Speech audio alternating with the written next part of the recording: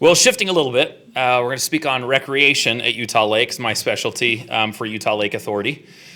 So just some updates broadly across a variety of topics of recreation. So I'm not going to have everything in here, but feel free to ask questions at the end. In regards to trails, a few things that are updates in recent, meaning I would say even the last year or two. First off, we have a new map interface. Mountain Land Association of Governments went through and redid the map, the different layers that go with it, the tools that are available. So if you go to mountainland.org/Utah Lake Trail Plan, or you can go find it on our website, there's an updated version. The image on the right of the screen actually shows a more up-to-date status on the various segments of the trail going all the way around the lake. So green is complete and paved. Brown's considered complete, but gravel or dirt. And then pink is funded and yellow is conceptual. There are also some plans in process to update the various sections of alignment right now. Utah County is in the process of doing their general plan and a transportation plan. Utah Lake Authority is working with a variety of partners on trying to identify from the northeast corner of Provo Bay down to West Mountain if we can particularly update that section. There's some changes such as you may have heard about Buc-ee's coming in. That's right off of Mill Race, off of 1400 North in Springville. And so the city's working to make sure that there are some trail sections completed there. We're hoping to make that connection south from Provo. I'm going to leave the rest of the Buc-ee's topic to somebody else in another day, okay? Other current projects, if you were here yesterday, you heard about in Saratoga Springs, a few sections being paved, as well as near TSSD as well in the northeast corner. The West Provo Bay section is the one I just mentioned there near Buc-ee's that we're hoping to try and pursue some site plans and address land ownership so that we can look at construction in the next several years. Speaking of plans, everybody loves plans. There's a lot of plans that affect recreation at the lake. I won't go into detail on all these, but there's obviously the Utah Lake Management Plan, which is our guiding document. Forestry, Fire, and State Lands, as you heard, is in the process of updating their comprehensive management plan for the lake. Division of Wildlife Resources, Chris Crockett in the audience, and many others supporting him, I know. He'll appreciate me saying that. It's been a group effort. Is creating the first ever, as far as I'm aware, fisheries management plan for the lake, and that's close to being ready. On our end for the Utah Lake Authority, we're just wrapping up the Recreation Access Plan. That'll be approved in January at our board meeting. But that's a 10-year plan guiding maintenance and improvement of the public access and recreation amenities at the lake for our agency and our partners. And then another planning effort the Lake Authority has just kicked off is a lake-wide signage plan. You heard Luke mention that yesterday, I believe, if you were at the dinner with us. Basically, this is trying to establish a cohesive brand, colors, design, sizing, and language for wayfinding. If you've ever been to any of the trails at the lake, I'd challenge you to tell me there's a spot that has wayfinding. There's very little interpretive signage at the lake. So the plan is to plan where these signs are going, what they're going, and what they're going to look like so that we can establish consistency as people visit different areas of the lake and provide that direction for the future. Public access. I specifically left this is actually a slide from last year that I had to cross out. I said there were 28 public access points. As a part of the Recreation Access Plan, I discovered I've been wrong for the last 9 years. There are 34 public access points, and this is also, thank you, it's good news. Not counting the wetland preserve or other areas that might have different limitations on them. This is the actual operated at the lake access points. Over the last several years, we've had a variety of improvements. DWR did some road and access and fences improvements at Powell Slough last year. Also last year, the Lake Authority had 4 of the Sportsman Access Point roads improved with S&L Incorporated, one of our sponsors here. Just this summer, the American Fork Marina and Saratoga Springs City Marinas reopened with multi-million-dollar enhancements.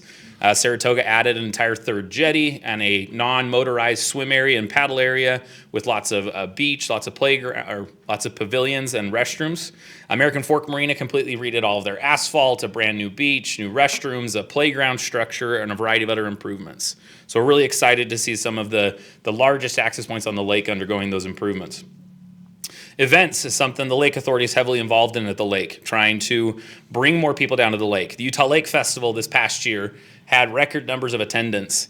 I'll actually get to it a little bit later in the day, Steve. According to my date, it's actually your peak day this year at Utah Lake State Park was the festival day. Not too surprised with how many parking issues we had with all the people that came. But we partnered with the Provo Farmers Market to expand our audience and bring in more people, and that was really well received.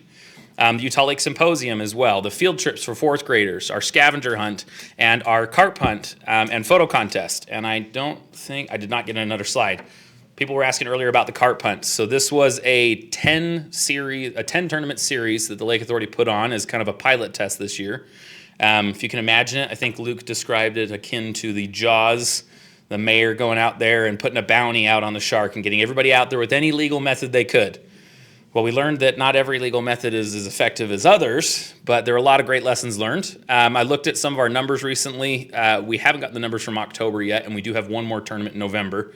But so far, we brought in just over almost 28,000 pounds from the carp hunt. And then we sponsored the 2 bow fishing tournaments. They ran separate tournaments specifically for bow fishers only in April and May, and they brought in another almost 28,000 pounds too. So I think it came out to like 55,500 and something pounds from the event series that was put on this year. As looking at costs for how we had to pay with putting on the event services, the prizes, et cetera, it breaks down right now, the rough numbers, to around 90 cents a pound. And for comparison, I talked to Mike Mill during one of the breaks. He said back in the early days, the commercial seining crew were paid 20 cents a pound. So we may not have the same economies of scale. The word came back to me. Thank you, Mike. But a fun experiment. We're looking at next year potentially trying to shorten the timeline on that event and continue to have other improvements. We've had some great feedback and input from partners, so we appreciate that. Speaking of money, some updates on funding. These are all some recent successes in getting recreation funding specifically for the lake and a couple of requests. Just earlier this week, Utah County approved $190,000 out of tourism taxes that'll be used for marketing to do with the lake, as well as some planning for master plans on access points. From the Division of Outdoor Recreation, we secured $18,000 through their community Parks and Recreation grant to help Vineyard City with putting in some benches, bike racks, and bike repair stations for their section of Lakeshore Trail. This last fall, we secured $200,000 from the boating access grant that's going towards the state park and trying to help them catch up on some maintenance improvements. We also secured $2.5 million in a federal earmark through Congressman Owens. Now, I should have put an asterisk. That's hoping Congress can pass a budget. $300,000 from a state appropriation that FFSL still had left over has been allocated towards some of those planning efforts that I mentioned. We also secured, the first time I heard this actually after we applied, the Clean Vessel Act grant that we submitted and we just found out we received is the first application from our state in 5 years.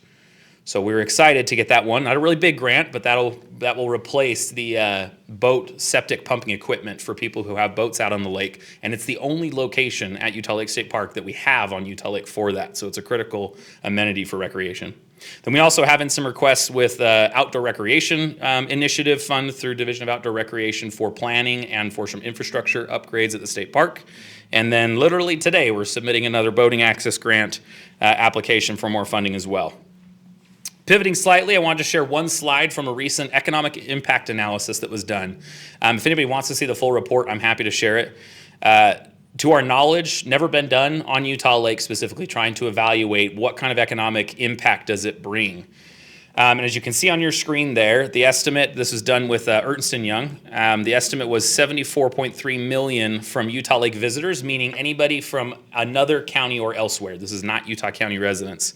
In 2024 is what the lake brought in. And that breaks down across a variety of sources of revenue, taxes, et cetera. Along with that, they demonstrated that Utah Lake had 1.1 million visitor days from those people coming from outside Utah County. And I say that because the next slide hitting on, you've heard me talk before in the past about our eco counters as something our agency implemented at Utah Lake. Eco Counter is a brand of pedestrian and vehicle counters.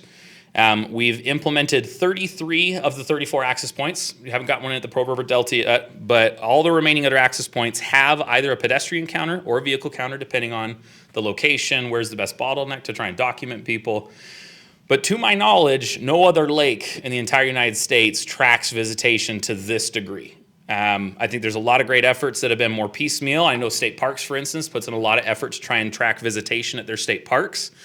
But to help you understand, Utah Lake is unique. The state park is only counting at that one access point. The good news is our counts seem to be pretty much in line. So I think our formulas are looking pretty good, Steve. We'll have to talk after. I've actually got state park pulled up here next. But just wanted to show on here, this heat map demonstrates some of our high priority areas. Unsurprisingly, you see a lot of visitation around the marina locations.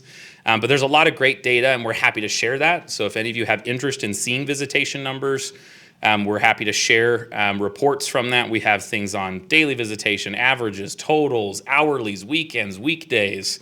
And we also factor in from our economic impact analysis, the number pulled from that report was an average of 3 people per car coming to the lake. So the numbers you see on the screen I actually took yesterday. I will say this is not perfect yet. There are things we still need to improve on this. For instance, the next screen, I forgot to put the highlight on it. If you notice, 4th on the list is Eagle Park with 119,000 visits. If anybody knows what Eagle Park is, I see Chris smiling at me because he knows where I'm going. Eagle Park is a little HOA park in the Saratoga Springs side, and the lake access is literally just this little dirt walking path down to the lake. I think some weed overgrowth is causing some extra counts in the infrared beam here. So there is an annual effort with EcoCounter. They do data validation. They go back and look at what's your norm, are any spikes that seem out of the ordinary, and try and normalize that data. So we're in the process of trying to get that. They did not get it to me in time to have it updated on this. So a work in progress, but documenting access all across the lake. I pulled up the state park as an example. This is as of today. It shows 269,000 visitors to Utah Lake State Park. I looked up the state park's algorithm. They only have as of September, but it was 239,000. So I think we're pretty close on the estimates there, so that's really good to hear. But a lot of great data. I also put on there the lower chart, being able to evaluate annual trends across all these locations. Previous to the last couple of years, the state park is the only location that's had visitation data. I believe several of the other marinas recently started documenting visitation, but the marinas are 5 of 34 access points. So there's a lot of other visitation that could be missed. So we're really glad to have this data start coming in to guide management decisions so that we can determine which areas need to be conserved and protected, or which areas are drawing more attention. We can try and evaluate what kinds of activities are done there so that we can support those. Last 2 slides I've got on here. First, just stressing again the partnerships around recreation. This is not a Utah Lake Authority thing. This is a every agency, every person thing at Utah Lake. It takes a village to do the work. It takes users providing input and complaints and guidance on what the pain points are or what they're loving about the lake. It takes legislators determining policy. It takes funding programs. And it takes the land managers and the others that are involved. It takes the water district. It takes all of us working together to improve and maintain those recreation amenities at the lake. Some future needs, just broadly speaking, funding. I know we've all talked about that. We're always going to need more funding, and I think we can work together to pool those resources and accomplish things. There's also research needed around recreation. We've talked about trying to work with students and universities to try and identify and do site surveys more to evaluate what types of recreation are being pursued at which access points so that we can strengthen the amenities accordingly. We need businesses. This is something I talked to a couple of people in the audience today about. Currently, there are very few businesses who are tied very closely to Utah Lake, but that is a service that is needed for people to be able to continue to come and utilize the lake. They need equipment rentals. They need outfitters. They need people who are going to take them out and teach them and help them experience it, and they also need accessibility to that equipment. Planning is going to continue to need to be an issue, and policy adjustments need to be done as well. But point being, there's a lot of great successes in recent years. I was just talking with Keith Hambrecht earlier about looking at things from 9 years ago when I started to today, just how things are different at the lake. And it's amazing to see how the ecosystem is improving and how people are returning to the lake and wanting to use it. And as we continue to work to provide those amenities and get the feedback from people, we can continue to have enjoyable and memorable experiences at the lake. Thanks.